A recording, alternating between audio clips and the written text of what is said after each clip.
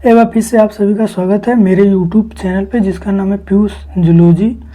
और आज से हम लोग शुरू करने वाले हैं मेंडल के बारे में, यानी कि मेंडल का जो लेसन है आनुवंशिकता, हम उसकी एक सीरीज़ शुरू कर रहे हैं। तो जिसका आज सबसे पहला लेक्चर है। तो आज हम लोग सिर्फ जनरल टर्म और कुछ बेसिक चीज़ों के बारे में बात करेंगे। तो चलिए शुरू करते हैं। तो सबसे पहले हम जानते हैं कि आनुवंशिक लक्षण या आनुवंशिकता क्या होती है। तो जीव के वे लक्षण जो एक पीढ़ी से दूसरी पीढ़ी में जाते हैं, यानी कि माता पिता से उनके बच्चों में ट्रांसफ़र होते हैं, ऐसे लक्षण को हम लोग आनुवंशिक लक्षण कहते हैं। ठीक है, यानी कि वे कैरेक्टर्स जो एक जनरेशन से दूसरी जनरेशन में जाते हैं उन्हें हेरिडिटी या फिर इनहेरिटेंस के नाम से जाना जाता है। और जीव विज्ञान की वह शाखा जिसके अंतर्गत हम लोग किसी भी आनुवंशिक या किसी जीव की आनुवंशिकता की विभिन्नता समानता के विषय में अध्ययन करते हैं, पढ़ते हैं, उसे आनुवंशिकी नाम दिया जाता है। और आनुवंशिकी शब्द का प्रयोग सबसे पहले डब्ल्यू बेटसन नाम के वैज्ञानिक ने सबसे पहले किया था। अब आनुवंशिकता का जो पिता है वो हम लोग गेगर जॉन मेंडल को कहते हैं, जैसा कि हम लोग जानते हैं।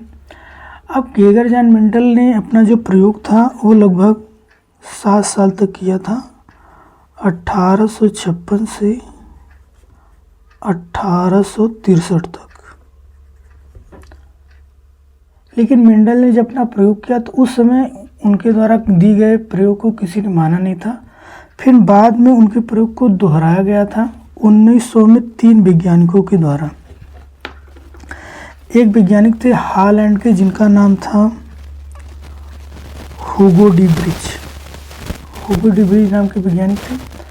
जर्मनी के साइंटिस्ट थे कार्ल कोरिन्स। इन्होंने ही अपूर्ण प्रभाविता का नियम दिया था, इनकम्प्लीट डोमिनेंट के बारे में बताया था। और तीसरे हैं ऑस्ट्रिया के एरिक वान शेरमैक। ये 3 वैज्ञानिक हैं जो इंडिपेंडेंट रूप से, यानी कि अलग अलग प्रयोग करके रीडिस्कवर करते हैं मेंडल के प्रयोग को। मेंडल के प्रयोग को रीडिस्कवर करते हैं और उसके बाद इन्हें आनुवंशिकता के पिता के नाम से संबोधित किया जाता है। तो अब हम लोग देखते हैं टर्मिनोलॉजी के बारे में, कि कुछ शब्दावलियां हैं, कुछ ऐसे वर्ड जो कि इस पूरे लेसन में बार बार देखने को मिलेंगे, दोहराए जाएंगे। तो सबसे पहले हम इन टर्म के बारे में जान लेते हैं, क्योंकि जितना अच्छा हमें ये टर्म पता होगा उतना ज़्यादा ही अच्छा हमें ये चैप्टर समझ में आने वाला है। तो सबसे पहले हम लोग कैरेक्टर यानी लक्षण के बारे में बात करते हैं। तो किसी जीव के आकार की संबंधित विशेषताओं को लक्षण कहा जाता है। जैसे कि लक्षण आपके आँख का कलर, आपके बाल का रंग, स्किन का कलर, ये आपका एक लक्षण है। ठीक है, और इनके जो ट्रेट, इनके जो विकल्प होते हैं उसको हम लोग ट्रेट के नाम से भी जानते हैं। दूसरा शब्द है जीन। तो गुणसूत्र पर स्थित वह रचना जो आनुवंशिक लक्षण को पीढ़ी दर पीढ़ी ले जाती है, हम उसको जीन कहते हैं। ठीक है, यानी कि यूनिट ऑफ हेरिडिटी। ये आपके आनुवंशिकता की एक इकाई है जो कि आनुवंशिक लक्षण को एक पीढ़ी से दूसरी पीढ़ी तक ले जाने का काम करती है। अब बात करते हैं एलील की। तो जो जीन होते हैं, इस जीन के जो वैकल्पिक रूप होते हैं, इस जीन का जो वेरिएबल नंबर होता है ना, वेरिएशन जो पाए जाते हैं, उनको हम लोग एलील के नाम से जानते हैं। जैसे जीन हो गया शरीर की लंबाई के लिए, ठीक है, शरीर की लंबाई के लिए जीन हो गया। अब इस जीन के 2 वैकल्पिक रूप हो सकते हैं, या तो आपका शरीर लंबा होगा या तो आपका शरीर बौना होगा। तो ये जो लंबापन या बौनापन है, इन्हें हम लोग एलील के नाम से जानते हैं।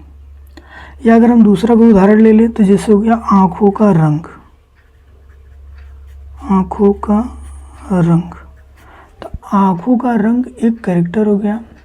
अब इसके एक जीन होंगे। अब इस जीन के पास 2 ऑप्शन है। जैसे ह्यूमन के केस में या तो भूरी आँख हो सकती है या तो काली आँख। इसके अलावा बहुत सारे कलर हैं, बट मेनली काली या भूरी आँखें। तो जो आपके जीन के वेरिएशन या ट्रेड होंगे, वे जीन के जो ऑप्शन होंगे, हम उनको एलील के नाम से जानते हैं। अब आते हैं जीन प्रारूप, यानी कि जीनोटाइप। किसी जीव का जो आनुवंशिक संगठन होता है हम उसको जीनोटाइप कहते हैं। यानी कि हमारे जीन की जो संरचना है, जो हमारे जीन की बनावट है, हम उसको जीनोटाइप के नाम से जानते हैं। जीनोटाइप को हम लोग देख नहीं सकते, यानी कि बाहर से इस चीज़ को देख नहीं सकते हैं। अब हम वही हमारा जो फिनोटाइप है, तो जो आपके जीव के लक्षण होते हैं, जैसे रंग, रूप, व्यवहार, ये सारी चीज़ें हमारा फिनोटाइप कैरेक्टर होता है, जिससे हम लोग बाहर से देख सकते हैं। जैसे कोई लंबा है या बौना है, ये हम देख के बता सकते हैं। अब अगर वो लंबा है तो उसमें कौन सा जीन है, दोनों डोमिनेंट जीन है या एक डोमिनेंट एक रिसेसिव है, ये हमें नहीं पता चलता है। अब आते हैं समयुग्मजी यानी होमोजाइगस के बारे में। तो जब एक लक्षण के लिए दोनों जीन एक समान होते हैं तो हम उसे समयुग्मजी कहते हैं। जैसे अगर माता पिता से किसी एक लक्षण के लिए, जैसे मान लेते हैं कि लंबाई ही है, इसके लिए जो भी जीन हमको मिल रहा है, या तो माँ से मिल रहा है या तो फादर से मिल रहा है, दोनों लोग से मिलने वाला जीन एक समान है। जैसे मेंटल के केस में हम लोग समझते हैं तो कैपिटल टी और स्मॉल टी उन्होंने यूज किया था। तो यानी कि अगर उनको पिता से भी कैपिटल टी यानी कि लंबेपन का जीन मिल रहा है और माँ से भी लंबेपन का जीन मिल रहा है, तो हम इसे बोलते हैं समयुग्मजी। ठीक है। या फिर पिता से भी अप्रभावी जीन मिल रहा है, माँ से भी अप्रभावी मिल रहा है, तो इसे भी हम लोग बोलते हैं समयुग्मजी जीन। यानी कि एक लक्षण के लिए जो दोनों जीन हो वो एक समान हो, ऐसे को बोला जाता है होमोजाइगस यानी कि समयुग्मजी।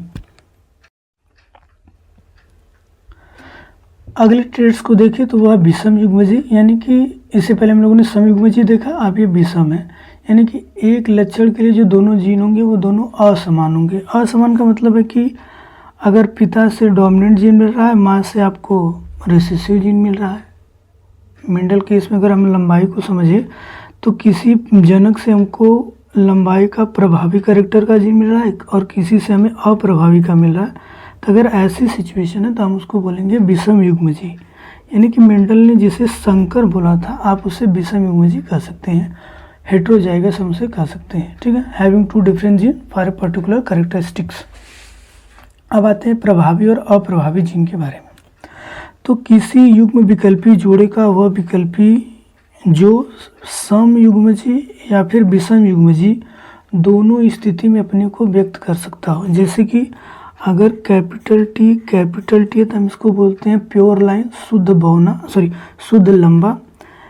अब अगर यहीं पर कैपिटल टी और स्मॉल टी है तो इस कंडीशन में भी हम लोग लिखते हैं संकर लंबा। ये शुद्ध लंबा है और ये संकर लंबा है। तो यहाँ पे बोला क्या गया, वह विकल्पी जो समयुग्मजी, ये समयुग्मजी है क्योंकि दोनों एक जैसे हैं। विषम युग्मजी, यहाँ पर एक कैपिटल एक स्मॉल है तो ये विषम युग्मजी है। ऐसी दोनों स्थितियों में स्वयं को अभिव्यक्त कर सकता हो, यानी कि दोनों ही स्थिति में वो अपने लक्षण को शो कराता हो, ऐसे को हम लोग बोलते हैं प्रभावी लक्षण। ठीक है, यानी कि जो हर कंडीशन में अपने को एक्सप्रेस कर सकता हो। अब अप्रभावी की अगर हम बात करें, किसी युग्म विकल्पी जोड़े का वह युग्म विकल्पी जो विषम युग्मजी स्थिति में दूसरे विपरीत कारक की उपस्थिति में स्वयं को व्यक्त करने में असमर्थ हो। यानी कि अगर कैपिटल टी स्मॉल टी है तो ऐसी कंडीशन में ये अपने लक्षण को व्यक्त नहीं कर सकता। विषम युग्मजी सिचुएशन में अपने लक्षण को व्यक्त करने में असमर्थ है। लेकिन अगर ये यानी कि इस तरह का कैरेक्टर हो, होमोजाइगस रिसेसिव कैरेक्टर की अगर होमोजाइगस कंडीशन होगी, यानी कि दोनों स्मॉल होंगे, तब ये अपने लक्षण को ही शो करता है। तो ऐसे को हम लोग बोलते हैं अप्रभावी कैरेक्टर। अगर हम लोगों को फिर से देखें तो सबसे पहले हम लोगों ने देखा कैरेक्टर, तो किसी भी जीव के आकार के संबंधित जो लक्षण होते हैं हम लोग लक्षण या कैरेक्टर बोलते हैं। कैरेक्टर के वेरिएशन को ट्रेट्स के नाम से जाना जाता है। अब हमारा जो जीन होता है वो अपने कैरेक्टर्स को कैरी करता है, जो एक पीढ़ी से दूसरी पीढ़ी तक ले जाते हैं। जीन के जो वेरिएशन होते हैं उन्हें हम एलील के नाम से जानते हैं। अब जो जीन है उसका जीनोटाइप और फिनोटाइप होता है, तो जो संरचनाएं हमको नहीं दिखाई देती उसे जीनोटाइप बोलते हैं, और जो जिसे हम लोग देख सकते हैं यानी कि हमारी बाहर संरचना होती है उसको फिनोटाइप बोलते हैं। फिर हमने देखा समयुग्मजी और विषम युग्मजी। तो जब दोनों ही जीन एक समान हो, चाहे वो प्रभावी हो चाहे वो अप्रभावी हो, हम उनको समयुग्मजी बोलते हैं। और अगर एक प्रभावी और एक अप्रभावी है, अगर एक प्रभावी और एक दूसरा अप्रभावी है तो हम उसको बोलते हैं विषम युग्मजी। जो जीन अपना लक्षण हमेशा शो करता है उसको प्रभावी बोलते हैं, और जो प्रभावी के अब्सेंट होने पर ही अपना लक्षण दिखा सकते हैं, यानी कि प्रभावी जीन अगर नहीं है तभी वो अपने लक्षण को व्यक्त कर सकता है, तो ऐसे को बोलते हैं अप्रभावी। तो आज के लिए बस इतना ही। अब नेक्स्ट वीडियो हम लोग कुछ और टर्मिनोलॉजी हैं 2-3 हैं उनके वो देखेंगे। फिर मेंडल की प्रारंभिक अवस्था यानी कि प्रारंभिक खोज के बारे में पढ़ेंगे। मेंडल ने मटर का चयन क्यों किया, मेंडल ने किन करैक्टरों का अध्ययन किया था अपने पूरे 7 साल के प्रयोग के दौरान, तो हम इनके बारे में देखेंगे। Thank you.